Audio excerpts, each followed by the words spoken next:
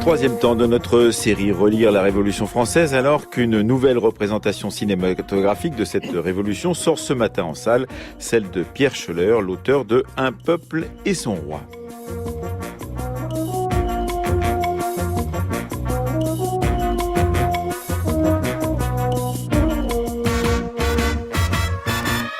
Un peuple et son roi, le film de Pierre Schoeller qui sort en salle ce matin, s'interrompt à la mort de Louis XVI et n'aborde donc pas la période 1793-1799 qui sera, elle, au cœur de notre débat de ce matin dans lequel nous discuterons justement des termes comme celui de terreur, de tribunal révolutionnaire ou encore de directoire. Comment cette période de l'histoire de notre révolution est-elle relue aujourd'hui? C'est ce que nous verrons avec nos quatre invités. Annie Jourdan, elle est chercheuse à l'Université d'Amsterdam et à Paris 1 Sorbonne et elle est auteure juste avant l'été d'une nouvelle Histoire de la Révolution française, paru chez Flammarion. Antoine Boulan est avec nous également, il est historien et auteur du Tribunal révolutionnaire qui sortira chez Perrin le 18 octobre prochain, c'est-à-dire dans un peu moins d'un mois. Yannick Bosque est également avec nous, il est maître de conférence à Rouen, il est co-auteur avec Marc Bélissa du Directoire, La République sans la démocratie aux éditions La Fabrique. Et enfin, Jean-Clément Martin est professeur émérite à l'Université de Paris 1 Panthéon-Sorbonne, ancien directeur de l'Institut d'histoire de la Révolution française et il publie 2 livres à peu de temps d'intervalle, Les échos de la terreur, vérité et mensonges d'État 1794-2001 aux éditions Belin et également le 5 octobre prochain avec Philippe Joutard, Camisard et Vendéen, 2 guerres françaises, 2 mémoires vivantes aux éditions Alcide.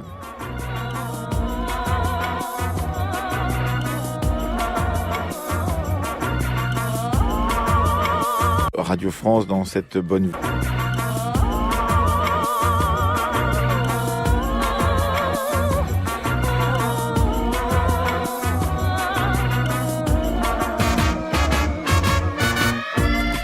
Bonjour Annie Jourdan. Bonjour à vous Yannick Bosque. Bonjour.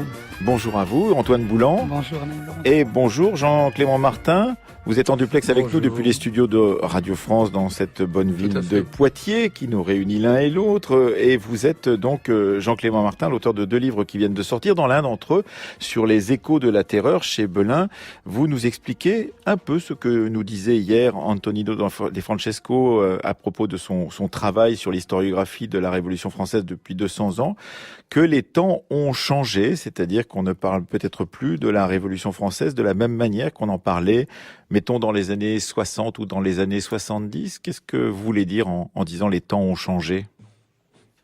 Ce que je veux dire, c'est que dans cette collection qui s'appelle Les Contemporaines, la réflexion que j'ai voulu mener sur la terreur, c'est d'essayer de comprendre en quoi ce qu'on appelle la terreur a cessé aujourd'hui d'être contemporaine. C'est-à-dire que quand nous parlons de terreur, instinctivement, les plus vieux d'entre nous, nous nous référons immédiatement, bien sûr, à la terreur qu'on appelle la terreur de 1794.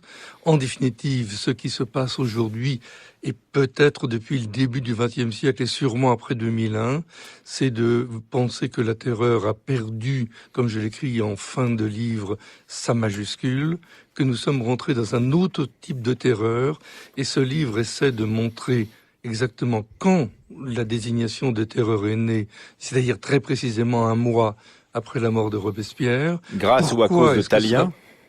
Absolument, involontairement, mais pourquoi ça a très bien marché?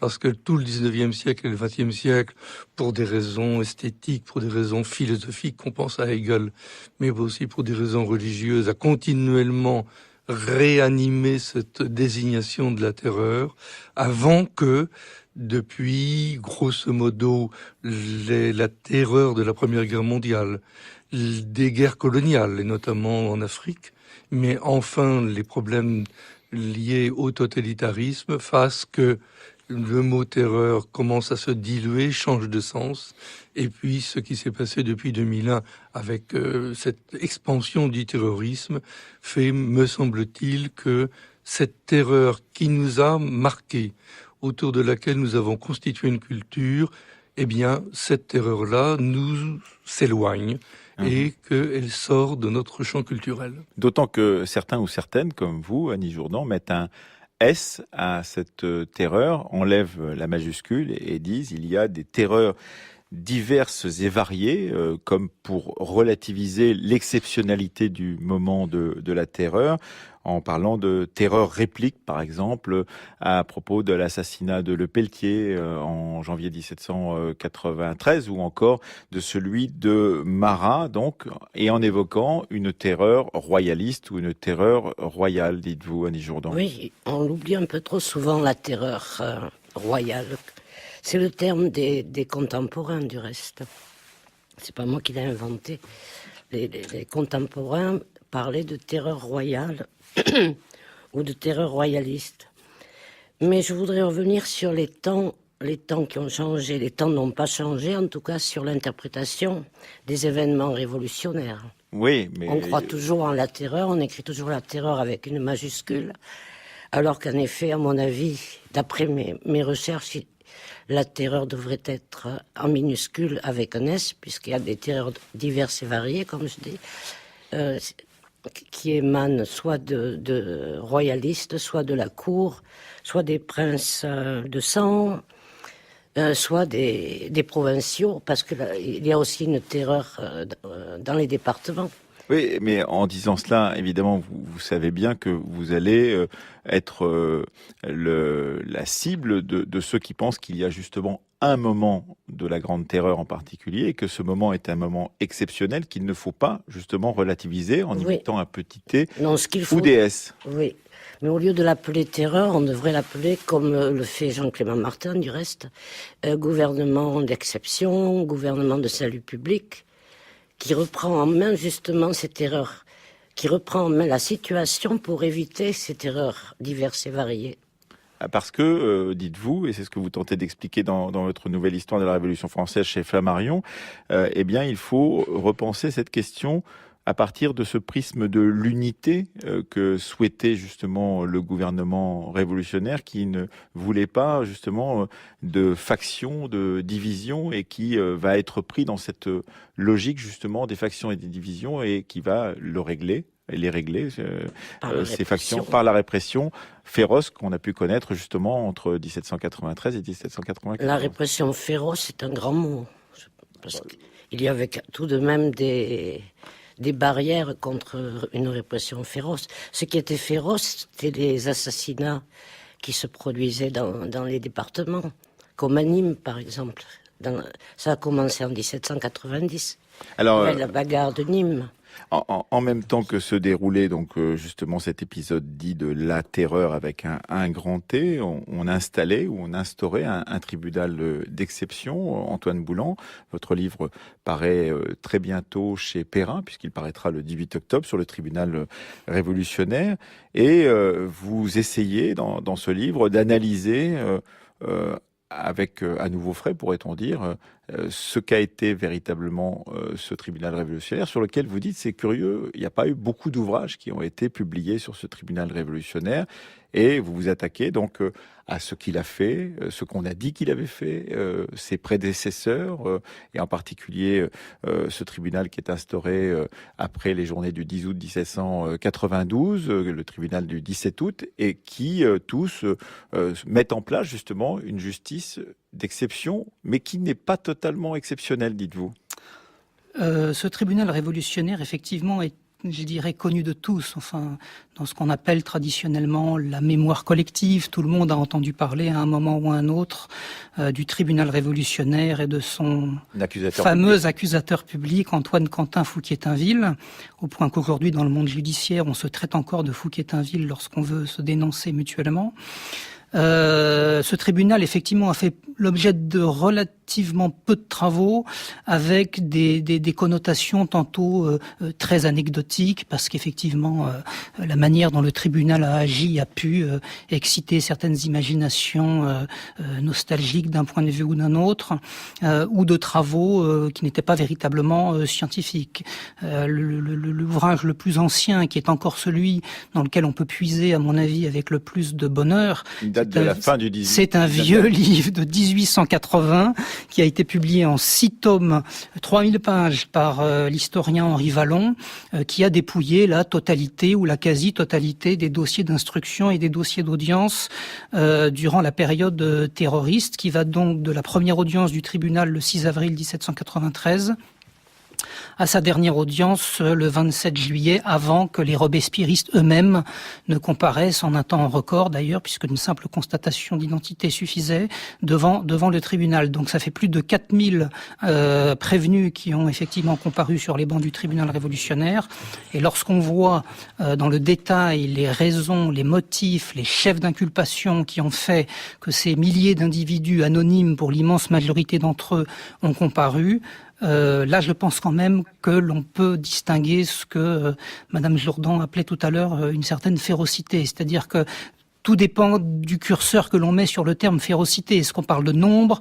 Est-ce qu'on parle de nature de sanctions? Est-ce qu'on parle des raisons réelles pour lesquelles ces inculpés ont été condamnés à mort? Je pense que le débat est là et il est absolument évident que dans une justice d'exception comme celle du tribunal révolutionnaire, il y a eu des condamnations sur des motifs qui étaient surexagérés, surinterprétés, surdramatisés, et que l'on a conduit à la mort des milliers de personnes pour des motifs qui ne relevaient pas d'une menace véritable contre la sûreté du gouvernement révolutionnaire. Même oui, mais peut-être que les personnes qui jugeaient pensaient que c'était réellement dangereux.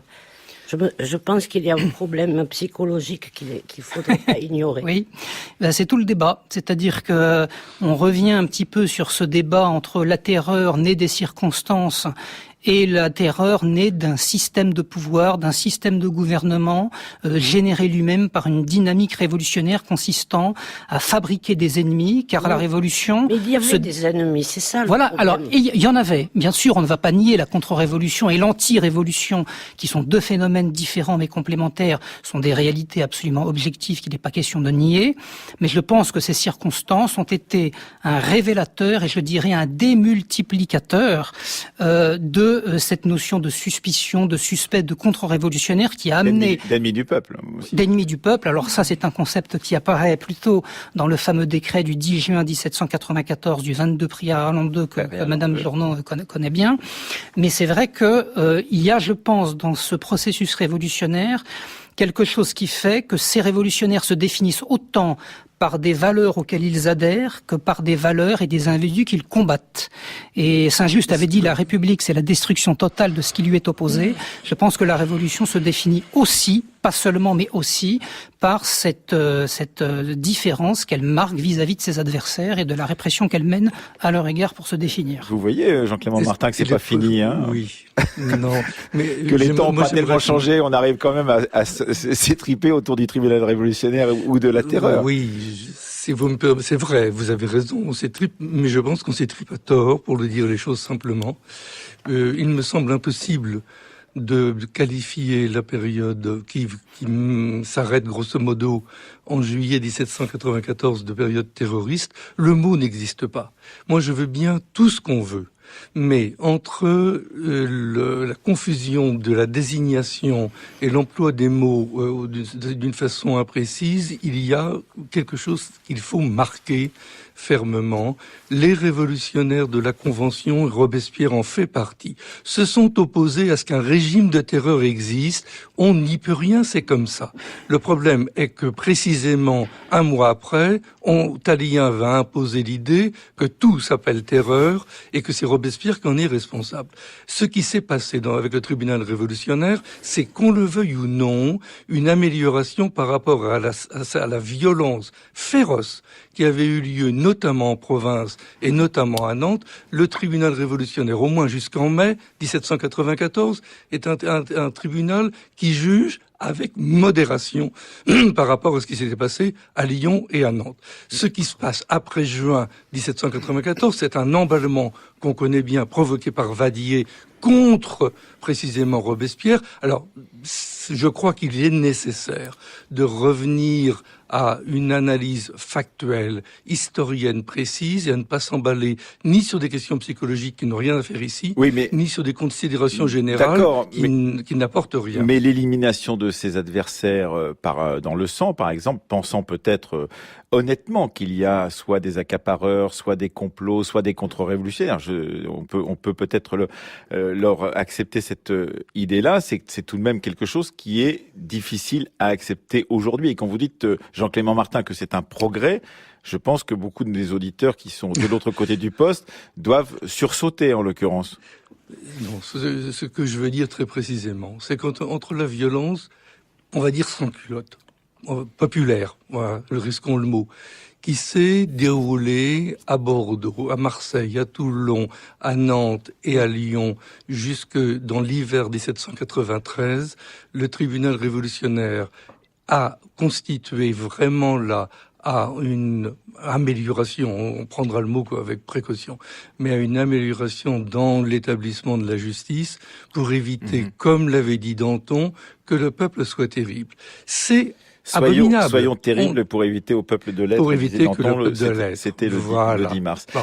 Yannick Bosque. C'est clair là-dessus. Yannick Bosque qui n'est pas encore intervenu parce que la période qu'il couvre avec Marc Bélissin dans son livre Le Directoire, La République sans la démocratie, c'est la période postérieure justement à cette question de la terreur. Si je vous pose la même question que j'ai posée aux trois autres, les temps ont-ils changé par rapport au Directoire? Vous me répondez quoi, par exemple, au regard que l'on porte sur le Directoire? Oui, les temps ont changé sur l'approche qu'on a du Directoire. L'historiographie s'est profondément renouvelée. Et en particulier, on peut se demander comment ceux qui fabriquent la notion de terreur, alors T majuscule ou pas. Un T majuscule est intéressant parce que ça renvoie à une catégorie. C'est une catégorie politique d'abord, une catégorie qui est fondée par les thermidoriens et qui va devenir aussi une catégorie historiographique. Du 19e et du 20e siècle. Voilà. Le problème, c'est que souvent les historiens auront repris, sans véritablement la mettre à distance, la catégorie politique des thermidoriens, sans l'interroger et sans l'approfondir. Ce que l'on voit quand on travaille sur le Directoire ou sur Thermidor qui fabrique le Directoire, c'est que la notion de terreur, c'est effectivement quelque chose qui stigmatise et qui désigne ce qu'on a retenu, c'est-à-dire le sang de la terreur, la répression, le tribunal, etc. Et Jean-Clément Martin, à juste titre, rappelle qu'il s'agit d'encadrer des pratiques et de donner donc un cadre légal à une répression. Et toute guerre civile n'est pas un moment de gaieté, de tranquillité, c'est un moment de violence. Oui, parce que vous insistez, enfin en tout cas Annie Jourdan insiste beaucoup sur cette notion de guerre civile pour essayer de comprendre ce qui se passe pendant la Révolution française en France. Tout à fait. Et quand on regarde le discours des thermidoriens et de ceux qui vont être au cœur du Directoire, la terreur pour eux, ce n'est pas seulement le sang de la terreur. La terreur pour eux, c'est ce qu'ils appellent l'anarchie. La terreur, c'est l'anarchie, c'est le peuple constamment délibérant. La terreur, c'est l'opposition organisée, dit Boissy d'Anglas, parce que Robespierre, dans sa constitution, favorise l'opposition et donc pas le monolithisme. La terreur, c'est donc le peuple qui est en acte. La terreur, c'est ce qu'on appellerait aujourd'hui la démocratie.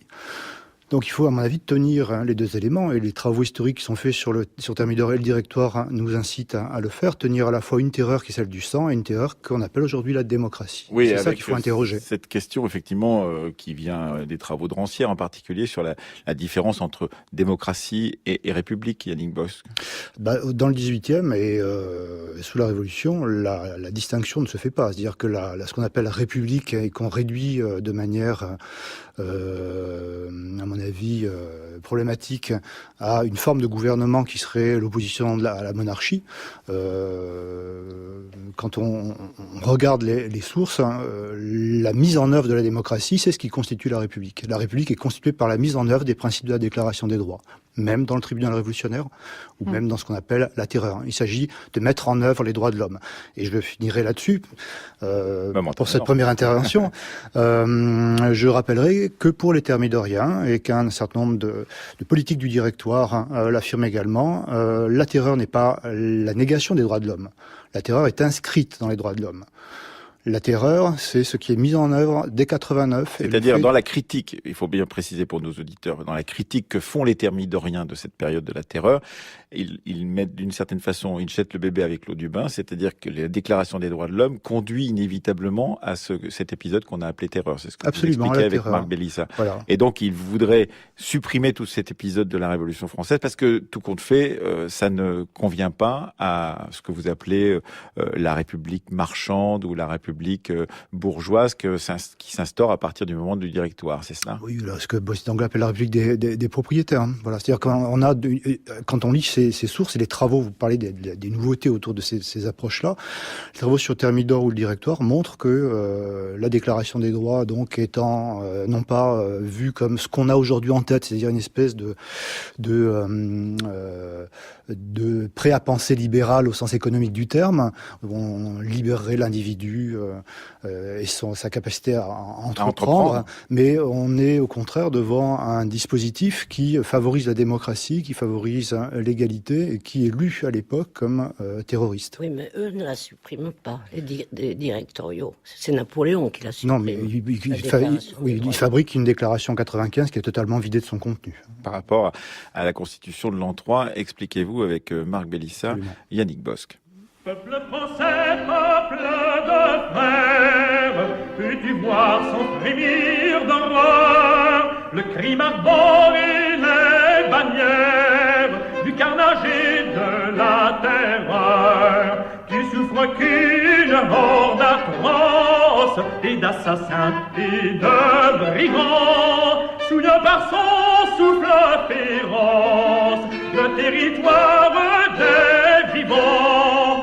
Représentant d'un peuple juste, ô vous législateurs humains, de qui la contenance auguste fait trembler nos vils assassins. Suivez le cours de votre gloire, vos noms chers à l'humanité, dans le doux temple de mémoire, au sein de l'immortalité.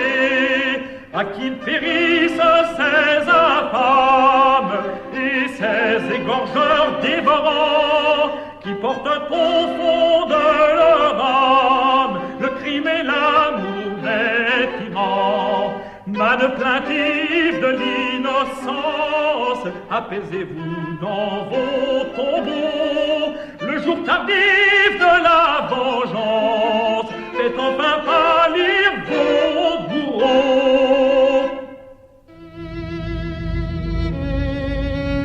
Vous écoutez France Culture, La Fabrique de l'Histoire, Emmanuel Laurentin. Une fabrique de l'histoire consacrée à la période qui court de la terreur à la fin du directoire, en nous demandant ce que l'on peut relire, comment on peut relire cette période historique extrêmement trouble et très variée, pourrait-on dire. On vient d'entendre le Réveil du peuple, qui est une sorte d'anti-marseillaise, justement composée pendant la période du directoire. Et c'est vrai que lorsqu'on n'y prête pas garde, on ne sait pas très bien qui sont les égorgeurs dévorants qui sont dénoncés dans ce Réveil du peuple, qui par ailleurs a consacré un chapitre, plutôt un couplet à la ville de Lyon, cette fameuse ville donc qui s'était révoltée contre la Révolution. Mais là, en l'occurrence, les bourreaux ne sont pas ce qu'on croit, puisque c'est effectivement un texte qui date de la période du directoire et qui donc pointe du doigt en particulier ce qu'on a appelé les terroristes, c'est-à-dire Robespierre et ceux qui sont près de lui. Antoine Boulan, vous évoquez ce tribunal révolutionnaire dans le livre à paraître le 18 octobre prochain. Et à propos de ce tribunal révolutionnaire, vous dites il y a des formes qui sont des formes juridiques et judiciaires qui sont tout à fait précises, qui ont été mises en place, qui vont sauter au moment du 22 prairial, mais qui jusqu'à ce mois de juin 1794 sont des formes tout à fait normées, pourrait-on dire, de justice. Vous mettez l'accent, par exemple, sur le fait que ce tribunal révolutionnaire, libère beaucoup de ceux qui passent devant lui. À peu près 50%, 53% des gens qui sont passés devant le tribunal, dites-vous, ont été condamnés à mort et exécutés, et les autres non. Alors voilà, c'est-à-dire que quand on prend l'ensemble de la période qui va du 6 avril 93, premier procès public, jusqu'au 27 juillet 1794, la chute de Robespierre, on a en gros un peu plus de 4000 individus qui comparaissent sur les bancs du tribunal révolutionnaire et 2625 condamnés à mort, ce qui représente une proportion d'environ 64% pour à peu près un tiers d'acquittés. Et jusqu'à ce fameux décret du 22 prairial an 2, qui, on va le rappeler rapidement, supprime les défenseurs, les témoins et ne prévoit comme seule peine que la mort, à l'exclusion donc des travaux forcés, de la déportation ou de la détention, qui était beaucoup plus fréquemment appliquée avant. Jusqu'à ce décret du 22 prairial, il y a pratiquement 40% d'acquittement, effectivement, et 60 ou un peu moins pourcentage de condamnation à mort. Après, vous parlez effectivement des procédures et des formes. Effectivement, il faut rappeler que ce n'est pas la terreur qui a inventé naturellement le concept de tribunal. Le tribunal révolutionnaire a été calqué sur ce que vous avez appelé tout à l'heure le tribunal mis en place le 17 août 1792, dont on n'a pas trop le temps de parler maintenant, et qui lui-même s'inspirait fortement du modèle qui avait été donné par les tribunaux criminels de départements mis en place par l'Assemblée constituante en 1791. Et ce tribunal révolutionnaire, effectivement, comportait 5 juges, 12 jurés, un accusateur public et un avocat, un défenseur, que tout prévenu pouvait choisir en le rémunérant ou pouvait se faire désigner d'office par le tribunal s'il n'en avait pas les moyens. Donc c'est vrai que les formes judiciaires, au sens où nous les entendons aujourd'hui, ont été globalement respecté pendant plusieurs semaines, pendant plusieurs mois. Alors, Monsieur Martin nous dit que le tribunal était relativement modéré jusqu'au mois de mai 1794.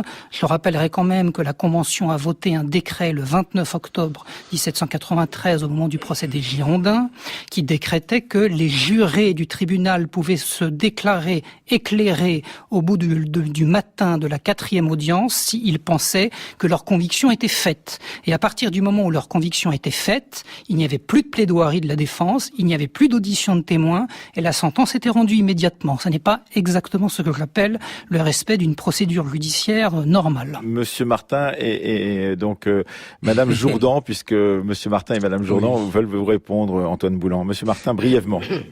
Brièvement, je me porte quand même en faux sur ce que Monsieur Boulan vient de dire, parce que ce que je dis très exactement, c'est que la violence qui existait, notamment en province, jusqu'en décembre 1793, était une violence vraiment abominable.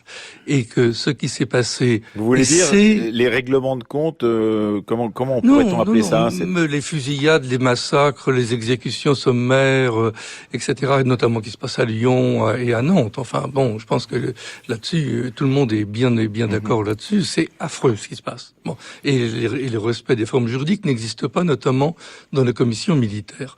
La Convention installe, que ça plaise ou pas, installe un contrôle dès la loi des suspects, qui est un contrôle sur les comités de surveillance, installe quelque chose qui se met en place progressivement et surtout envoie à Paris et supprime de ce point de vue-là les armées révolutionnaires et ces fameuses commissions, sauf 2 qu'elle laisse, une à Orange, avec l'approbation du comité de salut public en entier, et une après qui ira à Arras. Mais tout le reste est contrôlé par Paris, et je crois que là-dessus, il faut être vraiment très clair. Je suis bien d'accord que le pourcentage d'envoi à la guillotine est élevé par rapport à ce qui se passait dans les commissions militaires à Nantes et à Angers. C'est une amélioration considérable. Et il me semble aussi... Alors, Antoine Boulan opine du bonnet pour amélioration considérable, il est moins d'accord, mais ça, on s'en doutait. Ah bah oui, non, parce que ce qui se passe aussi après le décret de Prairial, après le décret de Prairial, il faut quand même le rappeler, le décret de Prairial ne crée pas quelque chose du fait de Robespierre, le comité de salut public en entier l'a accepté pour Orange. Et c'est le comité de Prairial apparaît pour les conventionnels une menace contre eux.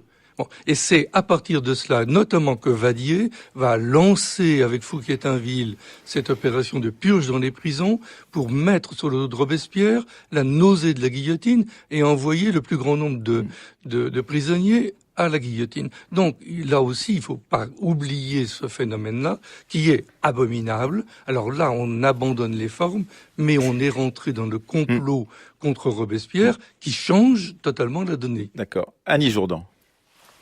Vous dites que le tribunal révolutionnaire, après la loi du 22 prairial, a le choix entre la liberté ou la mort. Mais c'est oublier le travail des 2 commissions populaires du muséum qui ont été instituées. Il faut peut-être les préciser pour nos auditeurs qui ne les connaissent pas, ces commissions. Je voudrais essayer d'expliquer. À la base, vous avez les comités révolutionnaires qui arrêtent les suspects. Ensuite, les comités révolutionnaires renvoient les suspects aux 2 commissions populaires qui siègent au muséum, c'est-à-dire au Louvre. Et les commissions populaires dont on a retrouvé des tableaux peuvent proposer la détention, la déportation ou la remise en liberté. Et de cette façon, un tiers des suspects a échappé au tribunal révolutionnaire. Elles ont traité le cas. C'est un niveau, une justice entre guillemets de premier niveau avant d'arriver devant la justice du tribunal révolutionnaire. Très brièvement, Antoine Boulan, sur ces commissions et le rôle qu'elles ont pu jouer. Écoutez, Madame Jourdan les connaît manifestement bien. Moi, j'ai lu malheureusement assez peu de choses sur ces commissions dites de décret de Ventose, puisque Saint-Just avait prévu effectivement d'attribuer les biens de tous les suspects, de tous les condamnés à mort en particulier aux patriotes nécessiteux. Donc on a mis en place très tardivement ces commissions qui ont, d'après ce que j'ai pu en lire, peu fonctionné. Elles ont bel et bien fonctionné. Oui, elles ont traité entre 400 et 800 cas.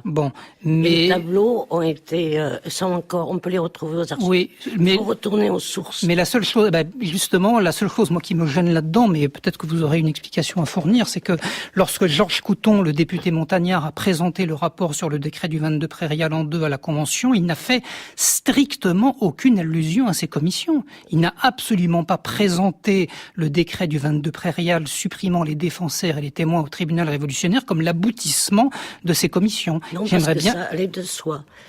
Et les commissions populaires ont apporté leur tableau au comité de salut public et au comité de sûreté générale, les premiers 2 et 3 thermidors.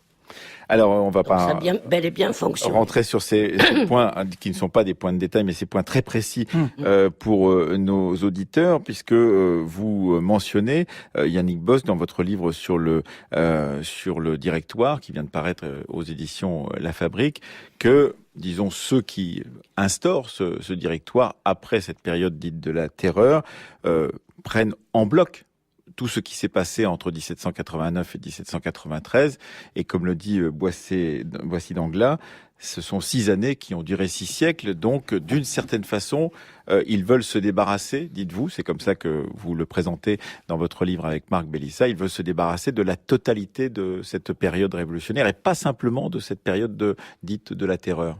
Oui, parce qu'il faut un lien évident entre 1789, la déclaration des droits, comme je disais tout à l'heure, de 89, celle de 93, qui la déplie en quelque sorte, qui explicite des points qui étaient des points encore non réglés en 89.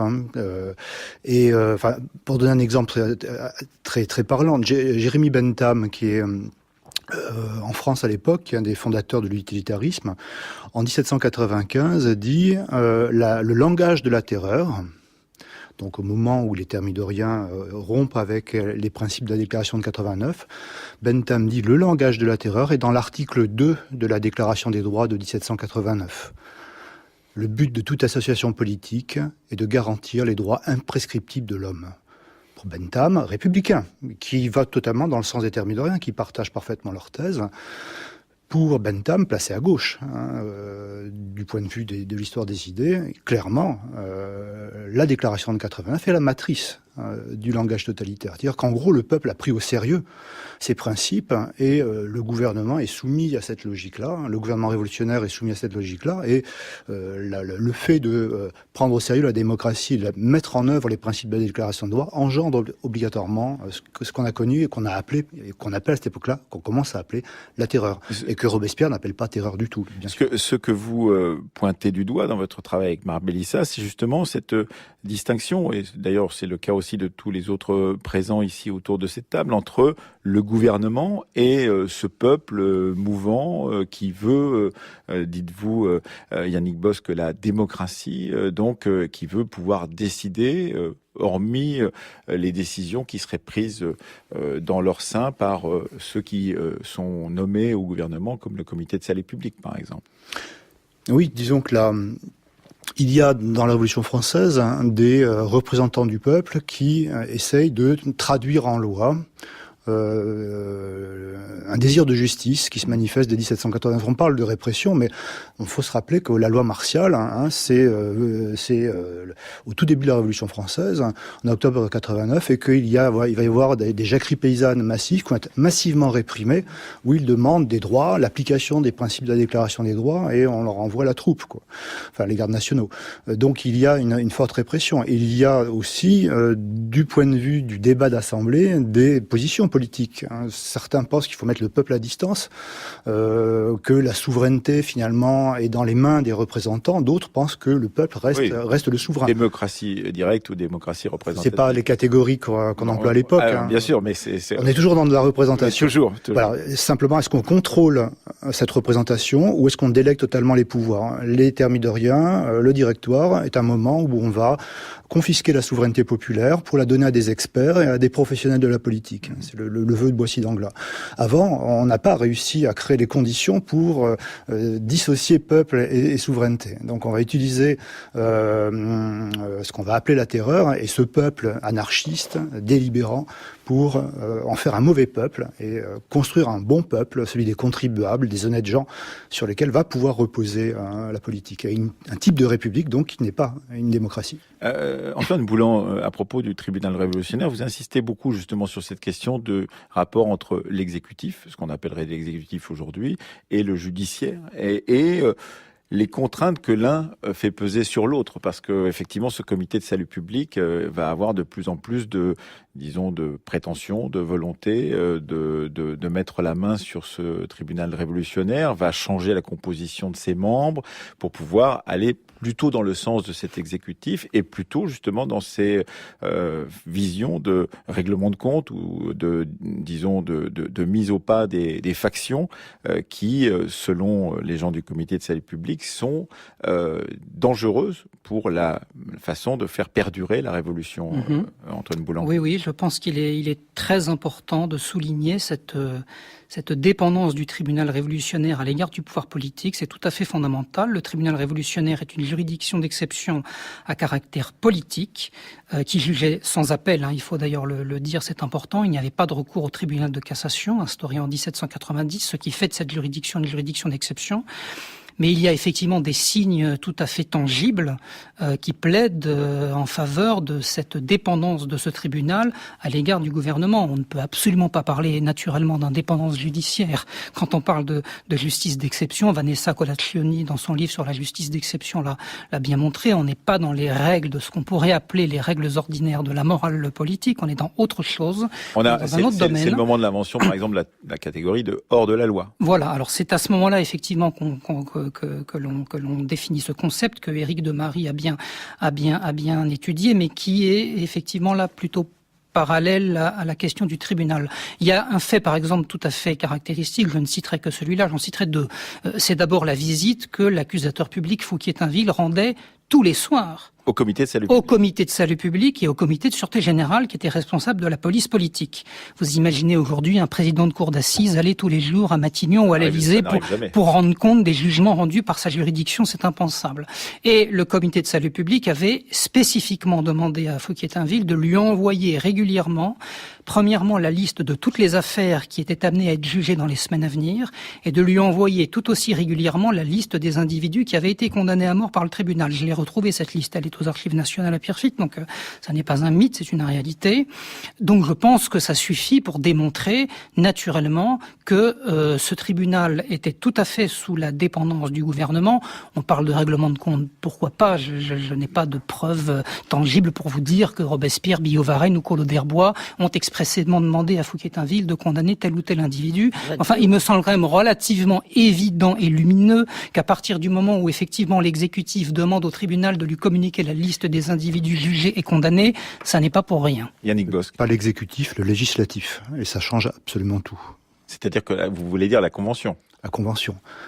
Dans le sens où le comité de salut public était lui-même sous la dépendance de la Convention qui pouvait le renouveler. Le comité de salut public n'est pas un gouvernement. Quand certains députés, Merlin entre autres, proposent que le comité de salut public devienne un gouvernement, il y a une opposition de Biot, entre autres, de Robespierre également. Quand Danton propose que le comité de salut public devienne un gouvernement, il s'y oppose en disant absolument pas, nous sommes le pouvoir législatif. Et donc on est dans un rapport à la répression, à la violence, qui est dans l'espace public et qui est contrôlé par le pouvoir élu, législatif, et pas dans l'exécutif et dans les commissions obscures que l'on trouve dans les ministères. C'est pas du tout le même monde. Vous voulez dire que c'est bien la Convention qui est, entre guillemets, à l'origine et au développement de ce tribunal révolutionnaire, et que le comité de salut public n'est que l'instrument de la Convention et n'a pas d'autonomie propre, c'est ce que vous semblez dire, Yannick Bosc?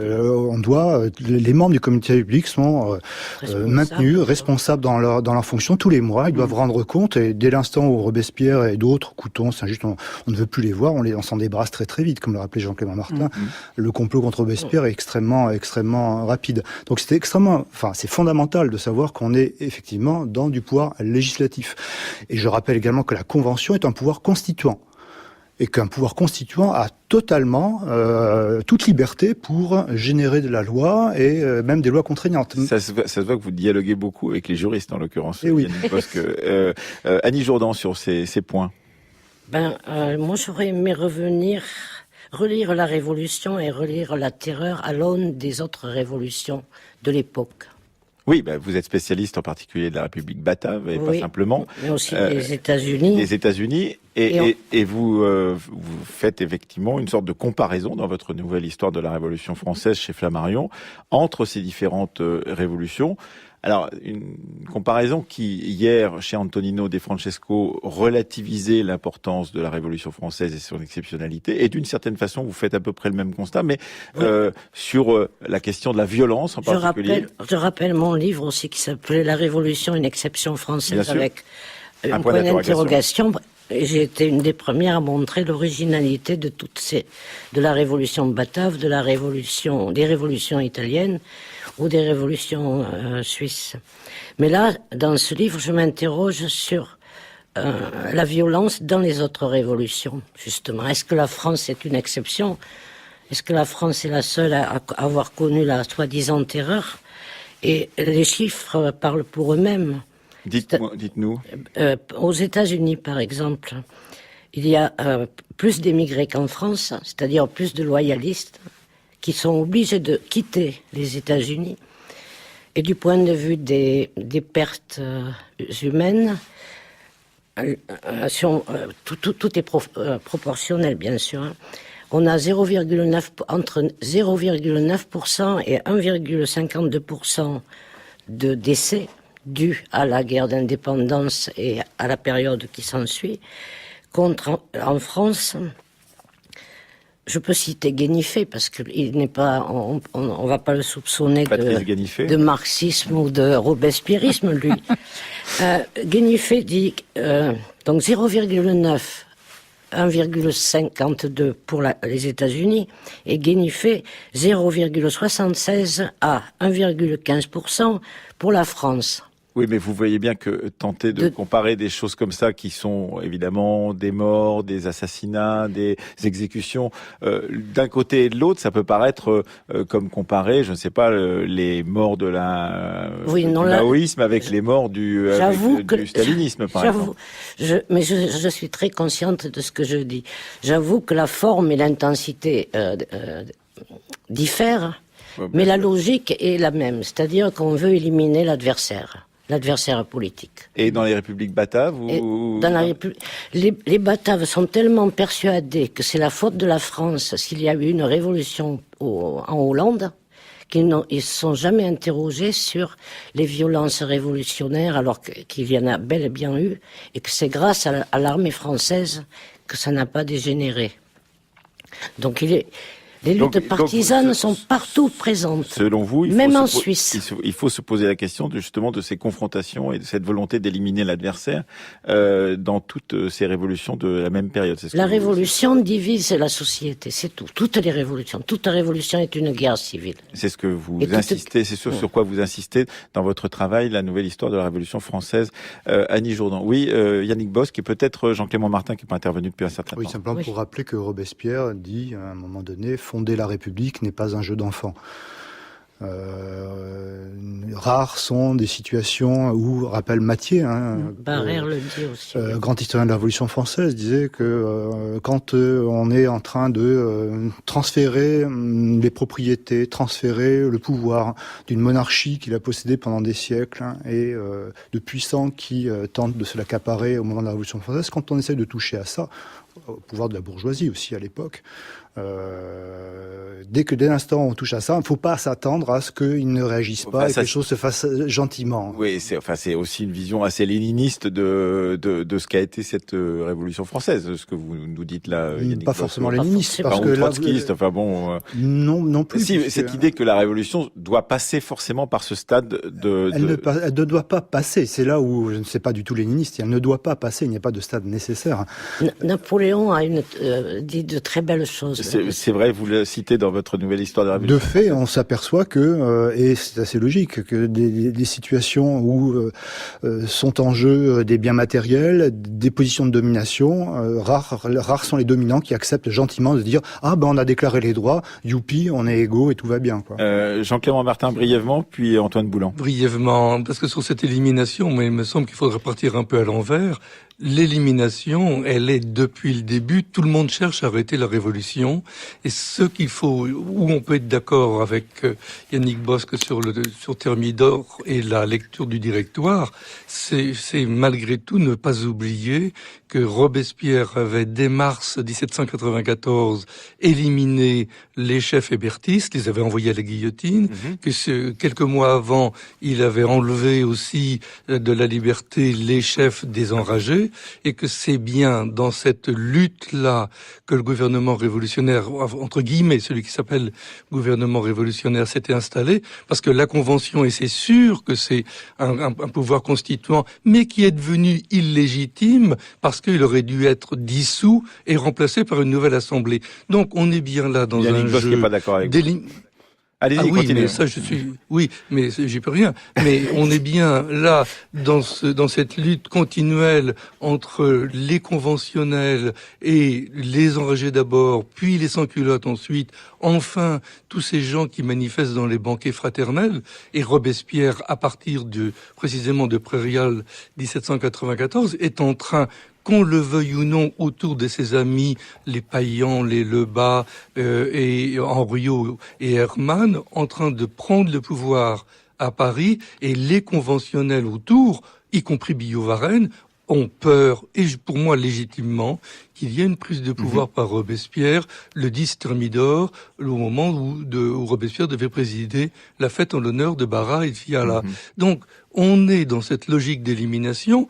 Quand ensuite on élimine 100 robespierristes d'un coup et qu'un mois après on dit c'est la terreur, pour le dire autrement, ça arrange tout le monde. Et là-dessus, c'est certain que ceux qui viennent de prendre le pouvoir peuvent dire tout ce qui s'est passé là, ce sont des gens dangereux qui ont réclamé des droits absolument exorbitants et qu'on a supprimés au nom de la terreur. Et nous vivons là-dessus. Très brièvement, Antoine Boulan, et puis je pense que Yannick Bosque voudra dire un petit mot pour conclure. Quelle est la question? Non, il n'y a pas de question. C'était si vous avez à dire quelque chose sur ce qui vient d'être dit à la fois par Yannick Bosque, Annie Jourdan et Jean. Non, moi je souscris effectivement à la thèse qui est qu'on a voulu charger Robespierre de tous les maux. Ça, je suis d'accord là-dessus. C'est une responsabilité collective. Et d'ailleurs, le tribunal révolutionnaire, après la mort de Robespierre, servira bien les conventionnels pour les déresponsabiliser des différents votes qu'ils auront prononcés au cours de leur législature, puisque il faut rappeler que le tribunal a survécu près d'un un an à la Terreur et qu'il a permis de juger d'abord Jean-Baptiste Carrier, responsable, pour le dire vite, des noyades de Nantes, et ensuite Fouquier-Tinville lui-même qui est passé devant le tribunal qu'il avait lui-même eu l'occasion de servir pendant plusieurs mois. Yannick Bosque. Un tas d'autres gens. Oui, Et un tas d'autres. ce que je veux dire, bon, on peut pas polémiquer, rentrer dans les débats, c'est plus trop le moment. Mais pour dire que la Terreur, en fait, a été un écran extraordinaire pendant 2 siècles pour éviter d'interroger la subtilité des débats, ce moment de la Révolution française comme un véritable laboratoire politique qui a interrogé justement ce que pouvait être la place du souverain réellement dans un système représentatif. Dès l'instant où on met Terreur devant, évidemment, ça devient l'horreur, le sang, la pagaille, l'anarchie, et donc on n'interroge pas un sujet aussi sulfureux. Merci à tous les 4. Merci à vous, Annie Jourdan, pour votre nouvelle histoire de la Révolution qui paraît chez Flammarion. Jean-Clément Martin, Les Échos de la Terreur, c'est chez Belin, et également le livre que vous avez écrit avec Philippe Joutard sur à la fois les Camisards et les Vendéens, qui sortira d'ici le 5 octobre. Merci à vous, Antoine Boulan. On attendra le 18 octobre prochain votre tribunal révolutionnaire qui paraît chez Perrin. Et quant à vous, Yannick Bosque, vous avez écrit avec Marc Bélissa Le Directoire, la République sans la démocratie. C'était aux éditions de La Fabrique. Demain, on conclura notre série en nous intéressant au bicentenaire de la Révolution française, et en particulier à la position très particulière que tenaient dans le défilé du 14 juillet 1989 les musiciens traditionnels.